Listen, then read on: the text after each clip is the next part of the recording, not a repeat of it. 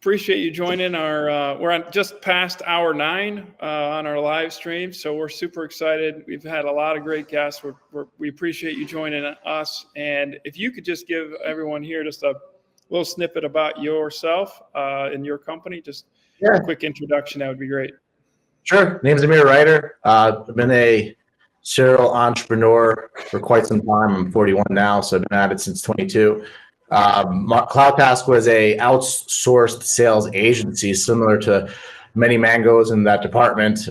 We were focused on helping SaaS companies and got up to about 265 contractors, employees down in Latin America before deciding to pivot to a marketplace, and that we are a marketplace for sales services. So all the lead gen agencies, sales agencies, SEO, B2B, sales consultants, trainers, you name it. And then we also have over 2,000 sales softwares and technologies, database companies, ZoomInfos, Apollos, Clay, that kind of stuff. And then over 10,000 plus remote candidates that specialize in customer-facing roles, SDRs, account executives, CX. And we really, as a marketplace, we don't aim to be the top 1% of talent worldwide. We don't aim to be the cheapest. We're really focused on helping buyers and sellers find either services or agencies or software based on the softwares you already use, right? So kind of like a RevOps marketplace where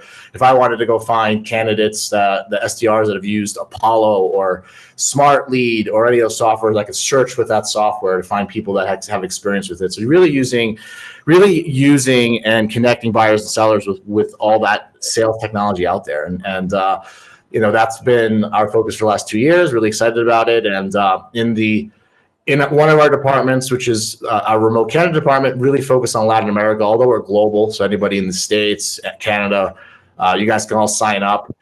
We just focus on Latin America. Just has a lot to do with the lower cost and just huge opportunity for SaaS companies and other companies alike to hire in Latin America. And that's a high level of who we are and what we do. And quite passionate about it. Yeah, for sure. Thanks so much.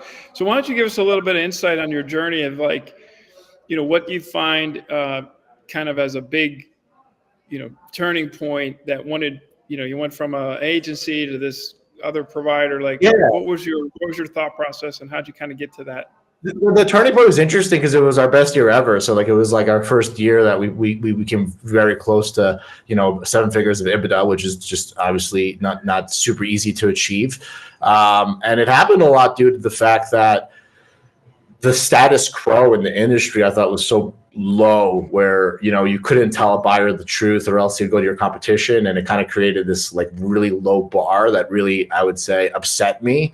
So I kind of found myself being a little bit, I would say, turned off for the fact that in order to grow my agency, I kind of had to tell people what they wanted to hear, and that basically if I was truthful and honest and I took that more consultative that scientific doctor approach, I would turn people off. And then I took the opportunity to pivot to marketplace, because now when you have 300 lead gen agencies, you got pay per meeting, you got ones that are enterprise, you have a different platform to gain someone's trust that hey, if you want to buy a car and you go to Mercedes, they're probably going to sell you Mercedes. But if you go to a dealership that has BMW, Audi, Mercedes, and a few other brands, you kind of feel like you're getting the right recommendation, because a business is for-profit business, and you have to have more variety in order to give someone the right recommendation. So, we pivoted basically based on that, where just saw the fact that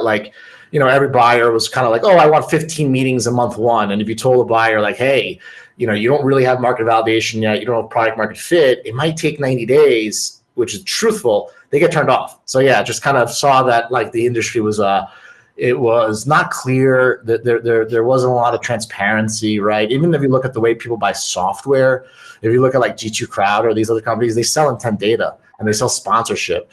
So that's not customer centric. It's basically whoever has the most money can buy your data and market to you. And I don't, can you imagine that? When you went to a doctor's office, and it's kind of like that, but the company that had the most marketing material gave you the medicine versus not taking blood work, and so it's just seeing what's existing when it comes to buying software, and it's really a pay to play. And what we really want to get at is more that Airbnb kind of style of shopping and buying, but for sales services, where instead of having reviews, we collect LTV, right? You can fake reviews, but you can't fake the fact that a company bought Apollo that was a startup and lasted 2 years, right? So just that's the direction. That's kind of that was what happened. Nice. That's cool.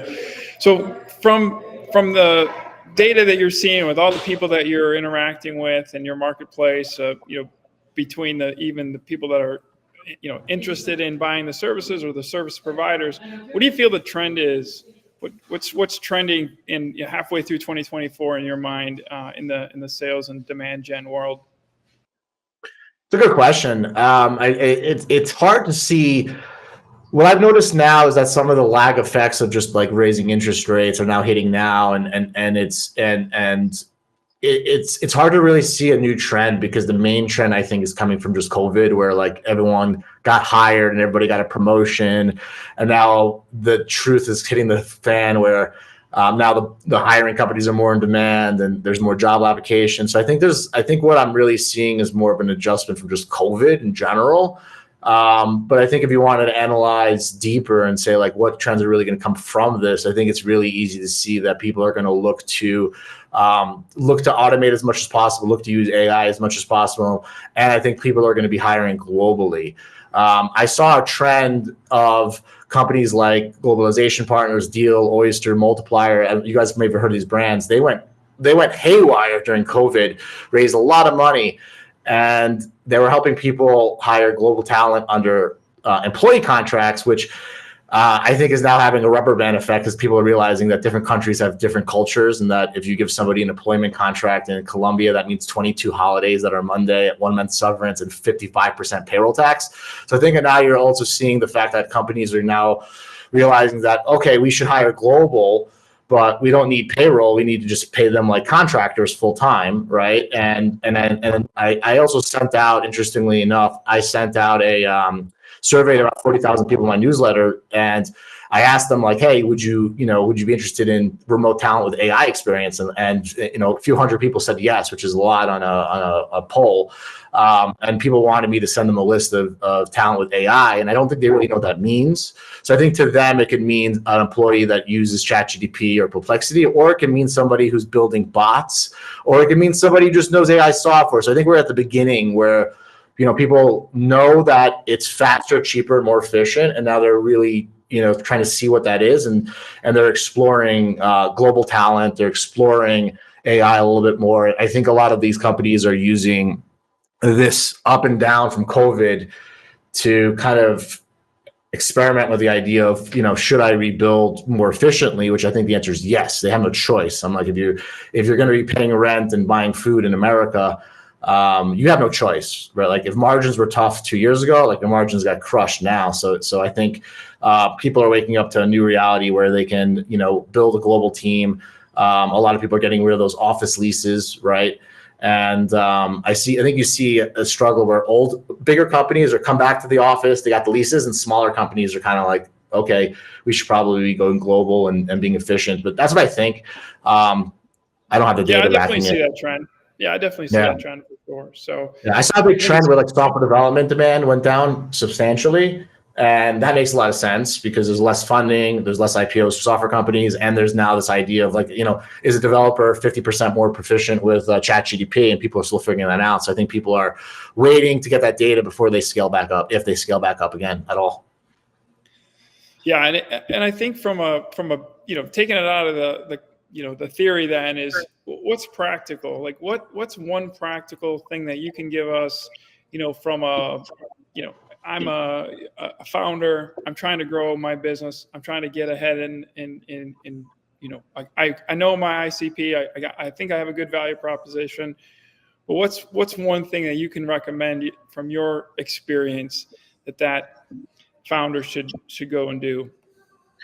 I obviously recommend founders check out Latin American talent. I live in Colombia for a reason, and I think it's amazing here. So I think that founders that are not looking at Latin American talent are really not following the trend. Like Salesforce has been hiring here, HubSpot's got an office in Bogota, Google's been hiring here, Amazon's been hiring here.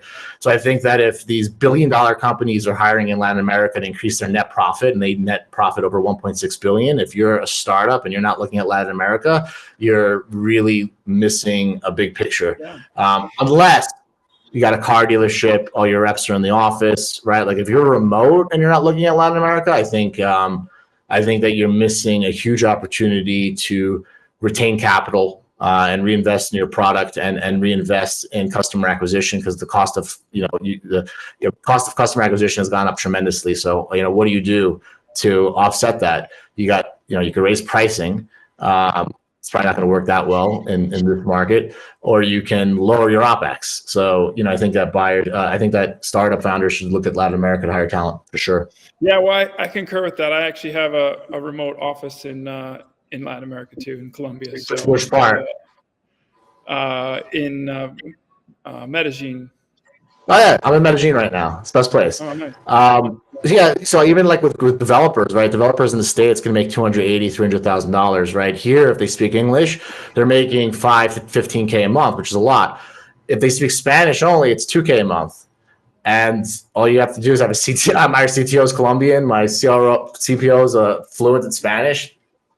And I might not be able to have conversations with my dev team directly, but I'm not supposed to. And I have 5 full-time people for about $10,000 a month, and that would not even get you half a junior in the States. For sure. Yeah. So true. So true. What do you find the best out of hiring out of Colombia? Like what made you hire there, and what surprised you? I have a business partner of mine, and we ended up building an offshore BPO, like BPO type services. So it's for your staffing. Perfect. Yeah. For sure. So it's a cool product. Great opportunity. Actually, big Latin American fan. I live in Miami, by the way. So I was in Miami for 15 years. Yeah, my apartment, my office right now that I have would be $35,000 a month in Miami. It's $4,000 here. I got 2 cooks that bring me food. I just such a better life. Have you been to Medellin? You've been here. Oh, stop bragging! Stop bragging now. Okay. I don't brag. I inform. It would be bragging if I was a billionaire and only 1% of the world could get there. It would be informing people that everybody's got the power to move to Medellin, and they all do.